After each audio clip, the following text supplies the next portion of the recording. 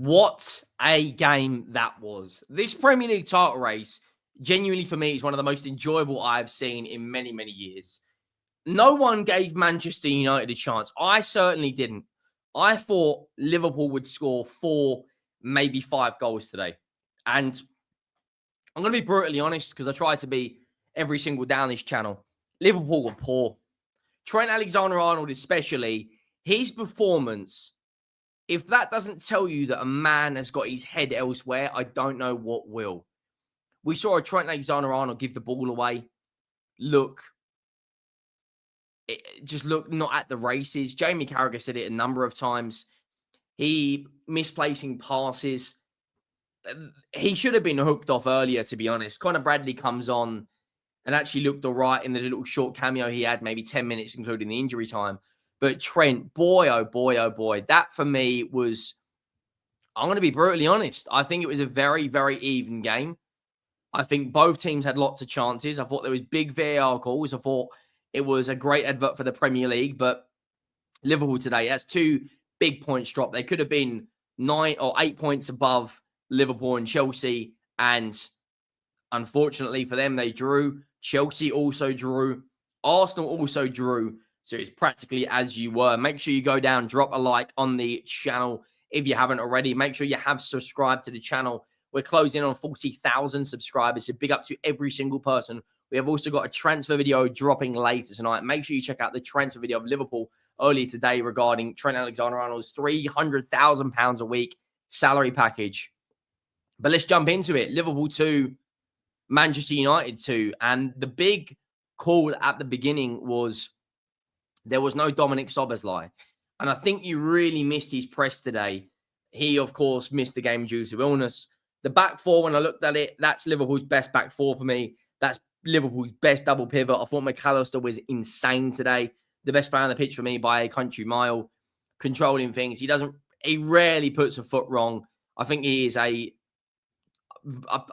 not afraid to say that he's world class now. Like, he's very much on the cusp. He was good. Bruno Fernandes was also very good for Man United. Salah, Jones, Gakpo, Diaz. Curtis Jones today, not the best performance. I don't think Luis Diaz was that great either. In terms of Manchester United, Onana, Martinez, who scored, Maguire, De Ligt, Dalot, Mainu, Ugarte, Zouari. And it is that man again who's got 2 goals, I think, in his career now against Liverpool. 1 in the FA Cup. Bruno Fernandes, who I thought was good today as well. And Rasmus Højlund. And, you know, I'll be honest, the first half, it was very much Liverpool just couldn't get on the... Every time they got on the ball, it was being overrun. Players couldn't get out of their feet, passing back too much. Like the first 10 minutes, I thought Liverpool were going to come out there and explode, and Liverpool were going to score early like they have in so many games this season, like they did against Spurs, or at least get a goal in the first 30 minutes or so. This is a Liverpool side that scored 6 against Spurs, 5 against West Ham, 2 against Southampton, 3 against, Newcastle, 4 against Leverkusen. I thought they'd go out there and actually be a lot better in the final third. Cody Gakpo was their best player in the final third. His finish was absolutely frightening. It genuinely was an unbelievable finish. But I think Man United should come out there feeling somewhat optimistic.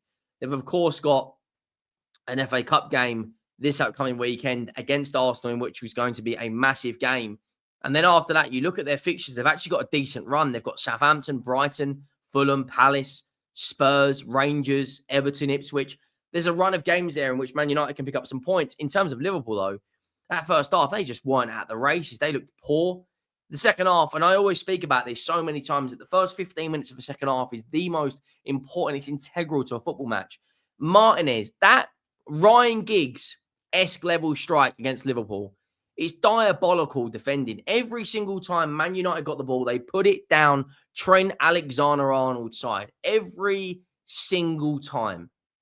You could see it a mile away. Every single time. Just disaster class. If I was Arne Slot, I would have pulled him out of that game in the 70th minute. 53.8% of Man United's attacks come down the left-hand side, Trent Alexander Arnold's right side. That just explains to you how regular the attacks were. The actual goal was a moment of genius from an unlikely source. It was Martinez. It's a left-footed strike off the crossbar. Alisson got more chance getting a hand on the sun. Really good finish. I don't think Martinez could have hit a ball better. I don't think Alisson, you could do too much about that. In terms of Liverpool, we then saw in 11 minutes of absolute Liverpool at their best. Cody Gakpo, Macalister plays a defense splitting pass straight into his path. He chops back on his left and he daggers it into the far right corner. That, for me, is an unbelievable finish. That is a top finish. You know, we saw real quality there from Cody Gakpo. Then Arne Slot makes a number of changes. He brings on Darwin Núñez. He brings on Harvey Elliott. He brings on Jota. He brings on Bradley. Fair play. The manager's never, ever, ever afraid to change things up when he thinks it's necessary. And then, I don't know what Matthijs de Ligt is doing. That is unforgivable. That is horrendous. You're not even jumping. Your arms in the air like this. You're waving around like this. And then it's a clear as day penalty. It's not given originally by the on-field decision. However, it is given by VAR. And then who else steps up? Mohamed Salah. You know, Onana does really well to get down to his left-hand side. But it is the power that beats Onana. And genuinely, for me, when I saw them get a second, I thought, right, they're going to get a third. You know, this is Liverpool. You know, that they've recovered 13 points from losing positions in the Premier League this season. Only Man City have recovered more.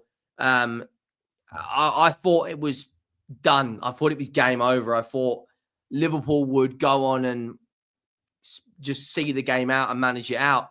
But Man United, fair play. They kept battling. They kept fighting. They kept, you know, trying to get something back into the game. And then, you know, Amad Diallo having a late having netted a late winner against Manchester City, already a big away game this season, drags Manchester United back into it with an absolutely huge goal against another rival. Garnacho gets down the left-hand side, plays it into Amad, and there it is. It's in the back of the net. And Man United had a big chance at the end where Harry Maguire, the ball is put on a plate for him from Joshua Zirkzee, and he hammers it over the bar.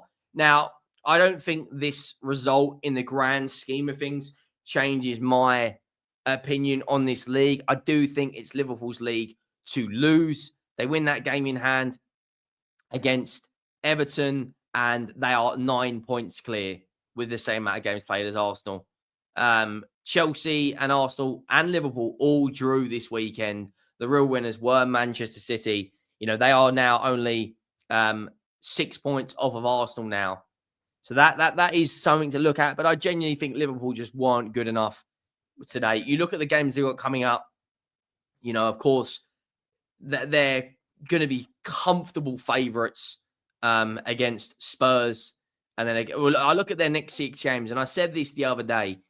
Their next 2 away games are absolutely crucial for this Premier League title race. Nottingham Forest away, Tuesday night at the City Ground under the lights.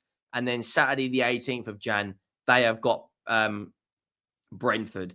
If Liverpool are going to drop any points, that is where it's going to be. You know, I'm not looking forward to playing them. I'll be brutally honest right now. I think they could quite easily score 4 or 5 against us the way we're playing and the way we keep performing. You know, we keep losing games left, right, and centre. But if they play like they did tonight, that gives me some hope. I'll be honest. You look at Tottenham's last 8 games, and it's not pretty. Losing to Liverpool, Forest, Chelsea, Newcastle, Bournemouth, drawing to Fulham and Wolves, only beating Southampton and Manchester United. But they just weren't at it. And you know how relentless Tottenham's press is going to be in that game. There may be something in it for us. I'm not going to come out and say we're going to beat Liverpool, you know, but if we can bring our A game into that game, I'm not saying we're going to win, but it gives me optimism. In terms of Liverpool, they have got to be better. And this Trent Alexander Arnold contract situation has got to be resolved ASAP. He absolutely stunk today. He was just not at the level at all. I'm not going to lie. I would be in a position if I was Arne Slot, and I would be prepared to quite happily drop him from the FA Cup and League Cup game and play Connor Bradley, and just hope that in the next kind of 3 or 4 weeks, they can resolve this contract situation. It's clear, Liverpool want him to sign a contract. It's clear that Trent Alexander-Arnold is keeping all of his options on the table. But surely, from a Liverpool perspective, they cannot go into, they cannot carry on like this with a contract situation. As big of a player as he is like that. Let me know your thoughts down below. Make sure you drop a like.